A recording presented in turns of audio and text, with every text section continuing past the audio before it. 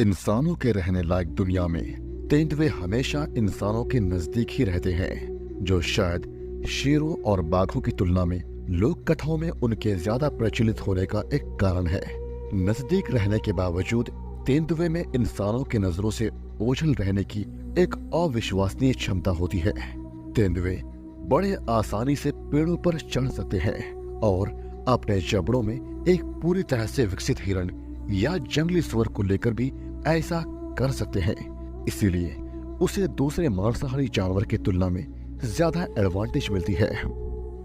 इतिहास गवाह है कि जब भी कोई जानवर, चाहे वह बाघ हो या फिर तेंदुआ हो, आदमखोर हुआ है, उसे इंसानों ने मार डाला है या उसे कैद कर लिया है।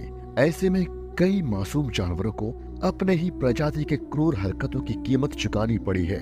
जब भी किसी जानवरों ने इंसानी इलाके में दखल दिया है तो उसे या तो भगा दिया गया है या गोली मार दी गई है।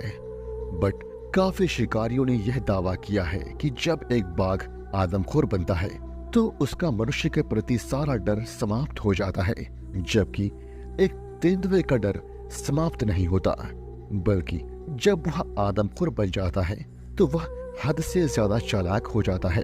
अगर हम विकास की प्रक्रिया को देखें तो बाघ इंसानों से नहीं डरते हैं, उन्होंने बस समय के साथ उनसे बचना सीखा है। हजारों सालों से वे अपने अपने क्षेत्र में सबसे बड़े शिकारी के रूप में जंगल में राज करते आ रहे हैं और वे किसी से नहीं डरते। हजारों सालों के शासन ने उन्हें कॉन्फिडेंस से भर दिया है, इसीलिए जब वे आदमखोर होते हैं तो वे निडर हो जाते हैं। दूसरी ओर तेंदुए हमेशा से ही एक मायावी जीवन जीते आए हैं, क्योंकि जंगल में अन्य कंपटीशन के अलावा वे बाघों और शेरों से भी भागते रहे हैं, जिन पर वे कभी जीत हासिल नहीं कर सकते। एज ए रिजल्ट तेंदुओं के लिए अंधेरे में छिपना और घात लगाना बिल्कुल स्वाभाविक है। जिम कॉर्बेट द्वारा लिखी गई classic Kriti the man eaters of Kumaon में भी बाघ को असीम साहस वाले खतरनाक जानवर के रूप में वर्णित किया गया है। बाघ आमतौर पर दिन में शिकार करते हैं और तेंदुए रात में घात लगाकर हमला करते हैं। दोनों की आदतें एक जैसी हैं और वे शिकार के लिए एक जैसे तरीके अपनाते हैं। हालांकि एक ही समय में शिकार ना करने का एकमात्र कारण दोनों जानवरों की हिम्मत में अंतर है। क्योंकि बाघ इंसानों से नहीं डरता, इसलिए वह शिकार के लिए दिन के उजाले का समय चुनता है, जब वे सबसे अधिक सक्रिय और आसानी से उपलब्ध होते हैं। हालांकि बार बार शिकार करने के बाद भी तेंदुआ इंसानों से डरता है और दिन के उजाले में उनका सामना करने को तैयार नहीं रहता, इसीलिए वह अंधेरे में अपनी कार्य योजना को अंजाम देना पसंद करता है। इसलिए निडरता के कारण आदमखोर बाघ को मारना आसान हो जाता है। इसके विपरीत तेंदुआ जो सतर्क है और पहले से ही मायावी जीवन शैली से परिचित है, अगर आदमखोर बन जाए तो सबसे खतरनाक होता है। वह जितना अधिक समय तक आदमखोर के रूप में जीवित रहता है, उसे संभालना उतना ही मुश्किल होता है और शिकार करना भी। जैसा कि रुद्रप्रयाग का प्रसिद्ध आदमखोर लगभग 8 सालों तक जीवित रहा और इन 8 सालों में गढ़वाल हिमालय के पूरे क्षेत्र में दहशत का माहौल रहा। उस आदमखोर ने अपने जीते जी लगभग 125 लोगों को मार डाला था और ऐसा ही एक आदमखोर हिमाचल प्रदेश के थुनांग में अपना आतंक फैला रहा था और उसका आतंक इतना ज्यादा बढ़ गया कि लोगों का जीना हराम हो गया। इसलिए उसे आदमखोर घोषित करके मारने के ऑर्डर जारी किए गए, पर उसे पकड़ना उतना आसान नहीं था जितना यह सुनने में लग रहा है।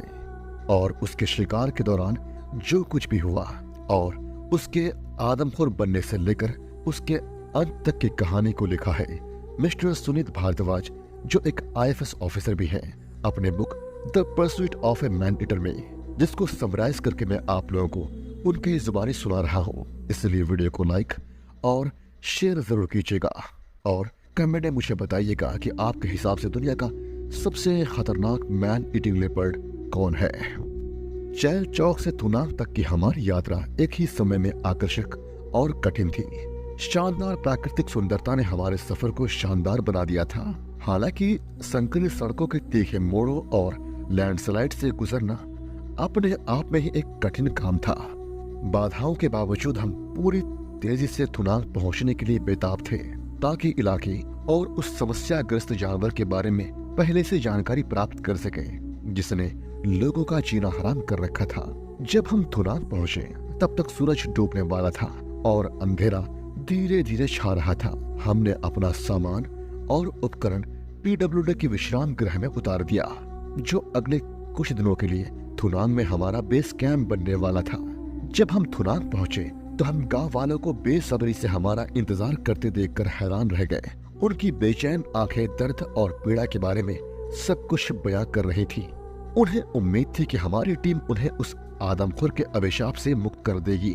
उनकी मासूमियत और उनके भरोसे ने हमारे कंधों पर जिम्मेदारी का बोझ और बढ़ा दिया। अपने अस्थायी क्वार्टर में बसने के बाद हम स्थानीय वन अधिकारियों से मिले। गर्म चाय की चुस्कियों के साथ हमने आदमखोर के बारे में जानकारी हासिल की, जिसने पहले ही 2 लोगों को मार डाला था और एक को घायल कर दिया था।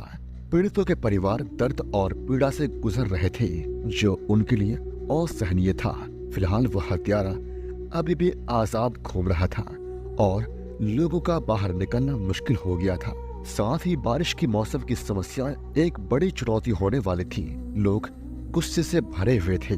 ऐसे में अगर वह आदमखोर एक और इंसान को मार दे तो वे निश्चित रूप से हिंसक हो जाते और उस स्थिति में लोगों का गुस्सा और भी भयावह हो जाता। इसीलिए स्थानीय प्रशासन दहशत, विरोध और लोगों के गुस्से के माहौल में बेचैन थे। जब हम समस्या के विभिन्न पहलुओं पर चर्चा कर रहे थे तभी एक मजबूत महिंद्रा थार रेस्ट हाउस के परिसर में दाखिल हुई और एक लंबे तगड़े शरीर वाले व्यक्ति आशीष दास गुप्ता, जो एक अनुभवी शिकारी थे, कार से नीचे उतरे।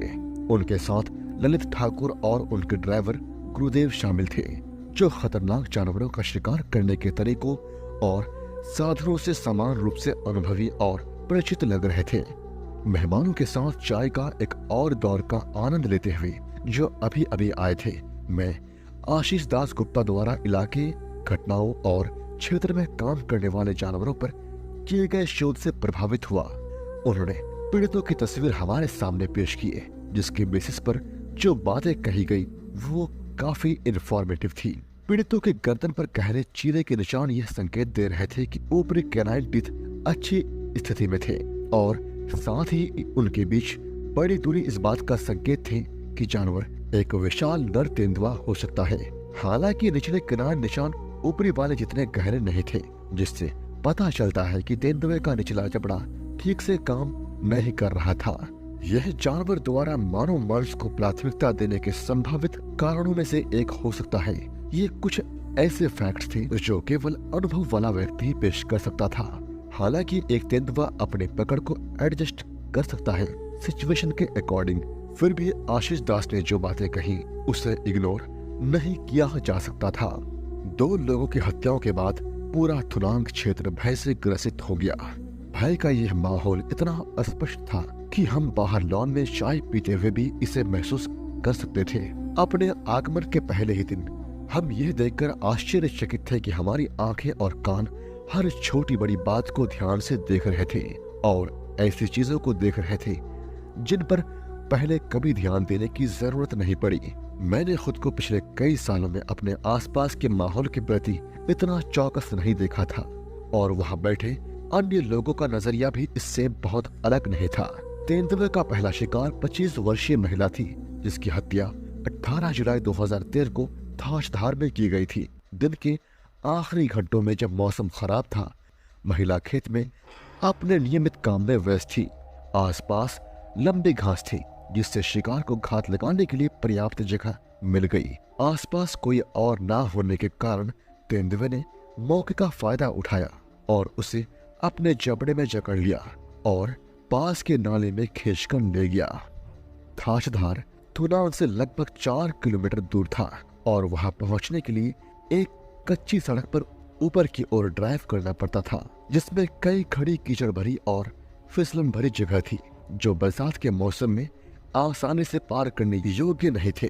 फिर बताना चाहूंगा कि थुनांग में सीढ़ीदार खेत आवासीय क्षेत्र से सटे हुए थे और वह महिला शायद उस क्षेत्र में काम करने में व्यस्त थी जब वहां छिपे इस जानवर ने छलांग लगाई और उसे अपने साथ ले गया। इसने उसे नाले में खींच लिया और महिला के शरीर से कुछ किलो मांस खाने में कामयाब रहा। तेंदुए ने अपने आसपास के इलाके को अच्छी तरह से मैप किया था और शिकार इतने सटीकता से किया गया था कि आसपास के लोगों को एक चीख भी नहीं सुनाई दी। एक छोटी सी आवाज आसपास के खेतों में काम करने वालों को आसानी से सुनाई दे सकती थी, अगर आवासीय क्षेत्र में रहने वालों को नहीं।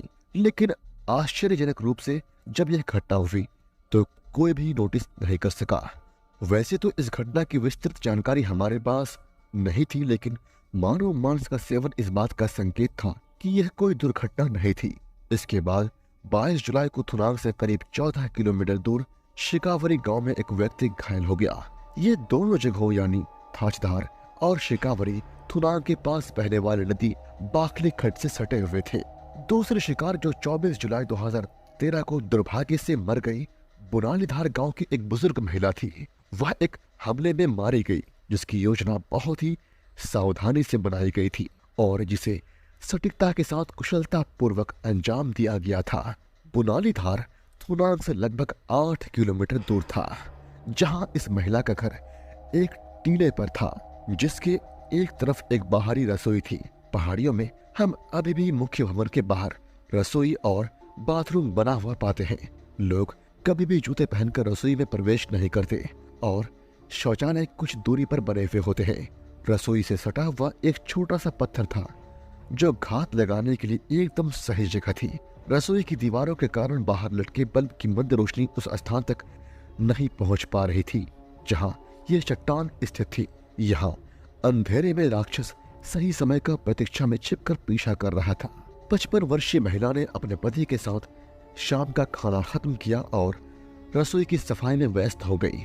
काम खत्म करने के बाद रात करीब 9 बजे वह रसोई से बाहर आई तो उसके पति पास में ही खड़े थे। जैसे ही वह दरवाजा बंद करने के लिए मुड़ी, जानवर ने उस पर हमला कर दिया और उसे सीढ़ीदार खेतों में ले गया। घात लगाकर किए गए हमले में भ्रमित और चौंके उसके पति ने शोर मचाया और जानवर के पीछे दौड़ पड़ा।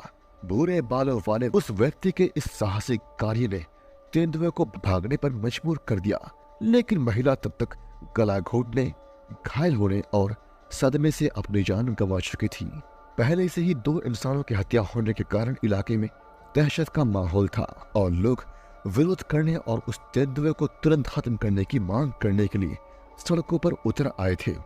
स्थानीय प्रशासन को पहले से ही लोगों के विरोध और सड़क जाम से निपटने में कठिन समस्या का सामना करना पड़ रहा था, जो पहले शिकार और उसके बाद आदमखोर के हमलों के बाद हुआ था।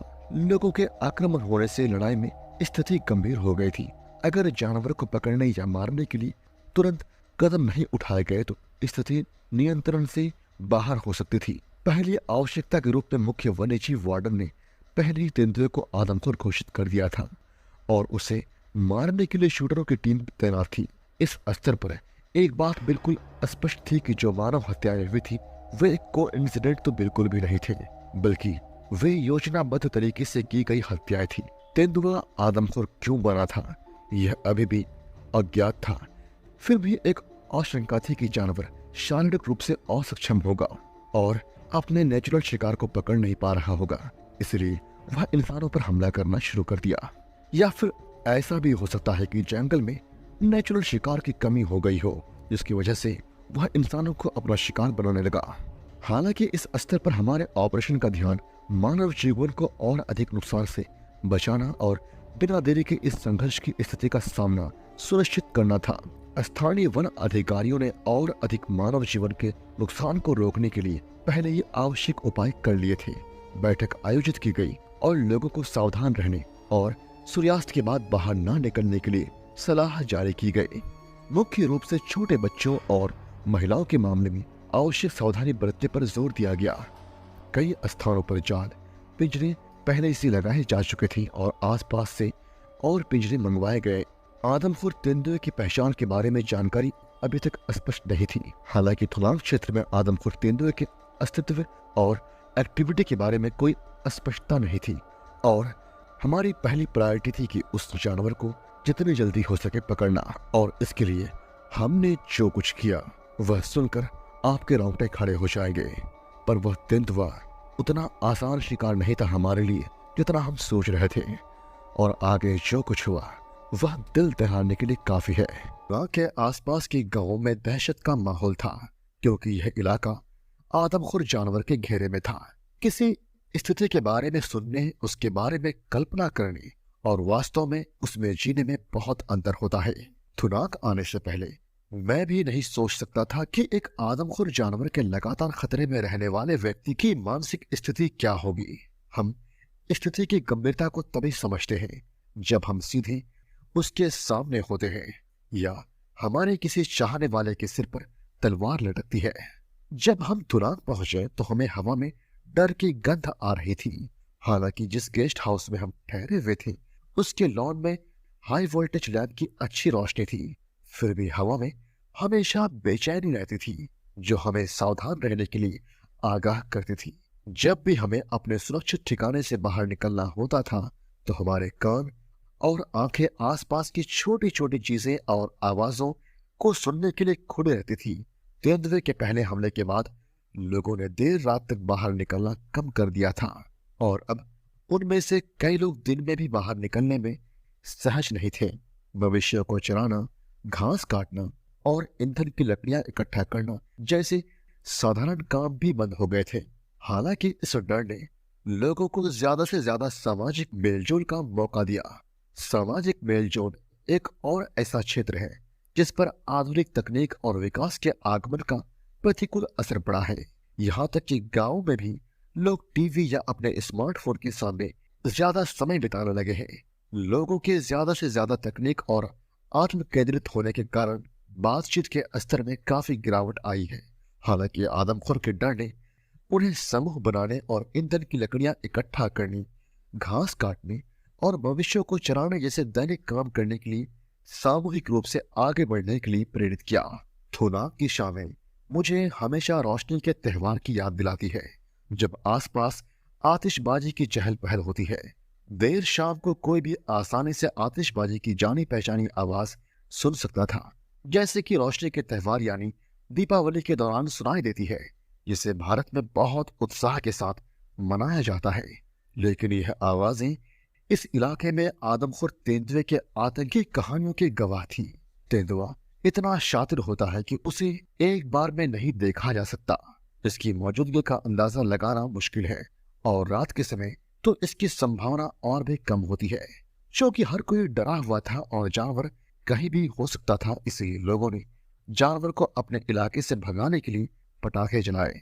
कुछ लोगों ने इंसानों और मवेशियों की सुरक्षा के लिए तेंदुए को दूर रखने के लिए पटाखे जलाए, जबकि कुछ ने घर के किसी सदस्य के शौच के लिए बाहर निकलने पर पटाखे जलाए।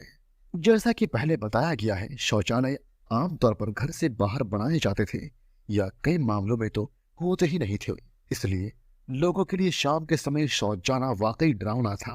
डर का माहौल इतना गहरा था कि अंधेरे में बाहर जाने के बजाय कई परिवारों ने घर के अंदर ही अस्थायी व्यवस्था कर ली थी। आतंक का सबसे बड़ा असर ये हुआ कि जिन लोगों ने अभी तक शौचालय नहीं बनवाए थे उन्होंने जल्दी जल्दी काम शुरू कर दिया।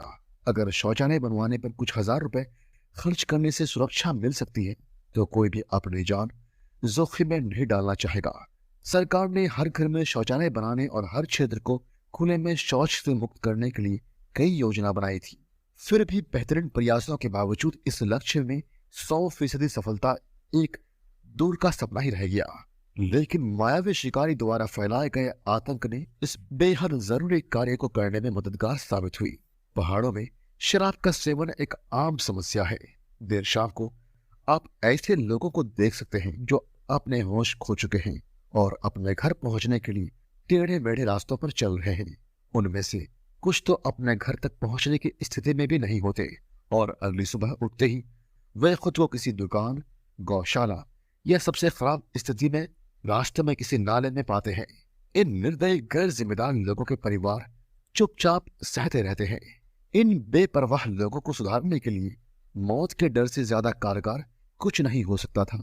मौत का डर सबसे बड़ा है और आदमखोर के आतंक ने स्थानीय शराब की दुकानों पर भी अपने छाप छोड़ी। जैसे ही सूरज डूबने की कगार पर पहुंचा, थुनांग में कर्फ्यू जैसी स्थिति बन गई। शाम को चहल पहल से भरी छोटी छोटी दुकानें सूर्यास्त के बाद वीरान हो गई, क्योंकि हर कोई सुरक्षित और जिंदा घर पहुंचना चाहता था। देर रात तक ताश खेलना भी एक ऐसा काम था जो लोगों को उनके घरों से दूर रखता था। इस पर भी आदमखोर ने हमला किया। इसलिए पुरुष लोग चाहे शराब पीते हो या नहीं, जल्दी घर पहुंचने लगे और अपने परिवार के साथ ज्यादा समय बिताने लगे। यह एक और बड़ी उपलब्धि थी जो सिर्फ एक आदमखोर ही कर सकता था। पहाड़ों में कुछ लोगों का मानना है कि जंगलों में जो आदमखोर तेंदुए घूमते हैं उसे फॉरेस्ट डिवीजन ने जंगल में छोड़ा है ताकि लोग सुधर जाएं। बीते कल में कई बार ऐसी घटनाएं हुई हैं जब मैंने राज्य के अलग अलग इलाकों में और वहां के लोगों को यह कहते सुना है कि फॉरेस्ट डिवीजन तेंदुओं को पालता है, उन्हें ट्रेन करता है और जंगल में छोड़ देता है। उनके अनुसार केवल वे तेंदुए ही खतरनाक होते हैं जिन्हें फॉरेस्ट डिवीजन ने ट्रेनिंग दिया है और वे नुकसान पहुंचाते हैं। जब भी किसी तेंदुए के बस्तियों में घुसने या किसी जंगली जानवर द्वारा पालतू मवेशियों को उठाने की कोई घटना होती है तो स्थानीय लोग अक्सर दावा करते हैं और शिकायत करते हैं कि वन विभाग ने इस जानवर को छोड़ा है और उन्हें ऐसा करने से रोका जाना चाहिए। राज्य के अलग अलग हिस्सों में यह कॉमन मिसकंसेप्शन रहा है। हिमाचल प्रदेश के वन विभाग के इतिहास में तेंदुए के संरक्षण और प्रजनन के लिए कभी कोई कार्यक्रम नहीं चलाया गया। मेरे दिमाग पर थोड़ा जोर डालने और लोगों से चर्चा करने से इस सिद्धांत की उत्पत्ति को समझने में मदद मिली। मुझे जो एकमात्र उपयुक्त स्पष्टीकरण मिल सका वह यह था कि यह लोगों को जंगल में प्रवेश करने से रोकने के लिए एक सुरक्षा रणनीति के रूप में अपनाया गया एक स्टेप है जिसे फॉरेस्ट डिवीजन ने अपनाया है। यह जानकारी तब मौखिक रूप से स्थानिक और लौकिक संदर्भों में फैल गई। यह जानकारी तब से लोगों ने आपस में डिस्कस करना शुरू कर दिया और आज भी कई लोग यही मानते आ रहे हैं कि जो तेंदुआ आदमखोर हो गया है उसे फॉरेस्ट डिवीजन ने छोड़ा है। थोडांग में हमारी पहली रात झटके में गुजरी। थका देने वाली ड्राइव की थकान, तेंदुए की मांद में जाने का उत्साह, लोगों से टकराव की आशंका से भरा हुआ हमारी रात लंबी और कठिन हो गई। सुबह जल्दी जल्दी कुछ खाने के बाद हम घटना स्थल की ओर निकल पड़े। पूरी तरह से हमला करने से पहले आदमखोर के सक्रिय क्षेत्रों को जानना बेहद जरूरी था। हमने स्थानों का एक त्वरित चक्कर लगाया और जानवर और उसके क्षेत्र को जानने के लिए लोगों से बातचीत की। सुबह जल्दी उठने से तेंदुए के पैरों के निशान नहीं मिल पाए। रुक रुक कर हो रही बारिश ने नरम जमीन पर निशान को धुंधला कर दिया और ज्यादातर पैरों के निशान ढलान से नीचे बह गए थे। हमने यह भी पाया कि चलने के लिए कई रास्ते पक्के थे और बाकी या तो पथरीले थे या घास से भरे हुए थे, जिससे तेंदुए या किसी भी जानवर के पैरों के निशानों को कैद करने की बहुत कम गुंजाइश थी। पगमार्क इंप्रेशन पैड बनाने का दायरा भी सीमित था क्योंकि बीच बीच में बारिश हो रही थी।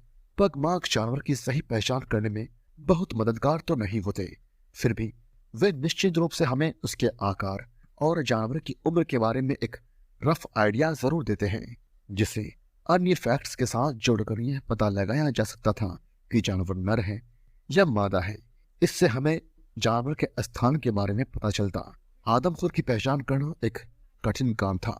एग्जैक्ट जानवर को पहचानने के लिए और भी इंफॉर्मेशन की जरूरत थी जो हमारे पास नहीं थे और ना ही ग्रामीणों के पास थे।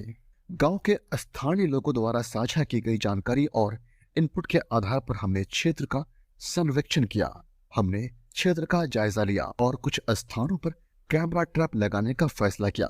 फिर हमें एहसास हुआ कि इस इलाके और मौसम की स्थिति में आदमखोर की पहचान करना सचमुच एक कठिन काम होने वाला था जो कई हफ्तों या महीनों तक चलने वाले थे। हमारी सबसे बड़ी प्राथमिकता आदमखोर तेंदुए को पकड़ने के लिए हर संभव प्रयास करना था। हालांकि मुख्य वन्यजीव वार्डन ने उसे आदमखोर घोषित कर दिया था, फिर भी ईमानदारी से इस समस्या को क्रिएट करने वाले उस जानवर को हम पकड़ना चाहते थे। हमने रणनीतिक स्थानों पर जाल के पिंजरे लगाने शुरू किए। ट्रैंकुलाइज करने के लिए सभी उपकरण थुनांग लाए गए। अब उस तेंदुए की तलाश जारी थी जिसे हम पकड़ना चाहते थे और मुख्य रूप से मानव बस्ती से बाहर ले जाना चाहते थे, जो शुरू में और ऐतिहासिक रूप से उसका अपना था। डॉक्टर सुशील सूद पहले से ही अपने ट्रैंकुलाइज उपकरणों और औजारों से लैस थे। जानवर को पकड़ने के लिए हम चाहे जितने भी तैयार क्यों ना हो, थुनांग के इलाके में पहुंचने और उसका सर्वेक्षण करने पर हमने महसूस किया कि इलाके और घनी वनस्पतियों के ढलानों में जानवर को डांट से मारने के लिए मुश्किल से ही कोई जगह बची थी। साथ ही हमें जानवर के साथ शूटर की सुरक्षा का भी ध्यान रखना था। वहां पर लंबी घास और झाड़ियां थी जो तेंदुए पर किसी भी नशीली दवा से भरे तीर को आसानी से रोक सकती थी। इसके अलावा दवाओं को अपना असर दिखाने में कुछ समय लगता है और ऐसा होने पर तेंदुआ या तो खुद को या इससे भी बदतर शूटर को नुकसान पहुंचा सकता है। एक आजाद घूमने वाले आदमखोर तेंदुए को डांट से मारने का कोई भी प्रयास, जिसे आमतौर पर सामान्य तेंदुए से ज्यादा चालाक और होशियार माना जाता है, कई बार विनाशकारी हो सकता है। इस आजाद घूमने वाले आदमखोर तेंदुए के मामले में ट्रैंकुलाइज करने का ऑप्शन अब हमारे पास उपलब्ध नहीं था। इस समस्या से चुनौती मिलने के कारण हम सब एक मुश्किल हालात में थे। जानवर की पहचान में लंबा समय लग रहा था, जिससे गांव के सीधे साधे लोगों में भय का माहौल और भी बढ़ गया था। हम इस समय उस आदमखोर तेंदुए द्वारा किसी और इंसान की मौत को बर्दाश्त नहीं कर सकते थे। सच तो यह है, आदमखोर तेंदुए की पहचान अभी भी अज्ञात थी। यह नर, मादा, वयस्क, सब एडल्ट या यहाँ तक कि एक बूढ़ा तेंदुआ भी हो सकता था। कंजर्वेशन के प्रिंसिपल के अनुसार एक जानवर भले ही वह आदमखोर हो, संदेह का लाभ पाने का हकदार है। इसीलिए मामले की गहन जांच से पहले किसी भी जानवर को गोली मारना उस दृष्टिकोण से बहुत कठोर होता। इसमें कोई संदेह नहीं था कि आदमखोर 2 हत्याओं का दोषी था और उसे कठोर सजा मिलनी चाहिए थी। फिर भी सबसे भयानक अपराधों में भी पेशे के इरादे या मकसद की पूरी तरह से जांच की जाती है और उसे साबित किया जाता है और फिर फैसला सुनाया जाता है। और अगर इस बात को माने तो जो तेंदुआ आदमखोर हुआ है उसके पीछे कहीं न कहीं इंसानों का हाथ है। इसलिए वे आदमखोर तेंदुए को फांसी पर लटकाने के बजाय आजीवन कारावास की सजा देने की वकालत कर रहे थे। शुरुआत में हमारे पास चुनने के लिए 3 ऑप्शन थे।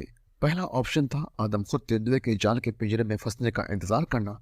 दूसरा ऑप्शन था कैमरा ट्रैप की मदद से आदमखोर को पहचानना। तीसरा ऑप्शन यह था कि आदमखोर जिस इलाके में ज्यादा एक्टिव था उस इलाके में अगर कोई भी लेपर्ड नजर आए तो उसे मार दिया जाए। हालांकि तीसरा ऑप्शन एक सही ऑप्शन तो नहीं था, पर हमारे पास उस मोमेंट में यही सबसे बेस्ट ऑप्शन था, क्योंकि वह आदमखोर जितने दिनों तक जिंदा रहेगा वह उतने ही लोगों का और शिकार करेगा। आखिरकार इन गांव वालों की जिंदगी मायने रखती है। आफ्टर ऑल इनका जीवन प्राकृतिक संरक्षण से प्रभावित होते हैं। ये वो लोग हैं जो हर दिन वन्य जीवों के करीब रहने के खतरा का सामना करते हैं। ये वो लोग हैं जो जंगल के डरावने परिदृश्य से गुजरते हुए खामोश रास्तों पर अकेले चलते हैं।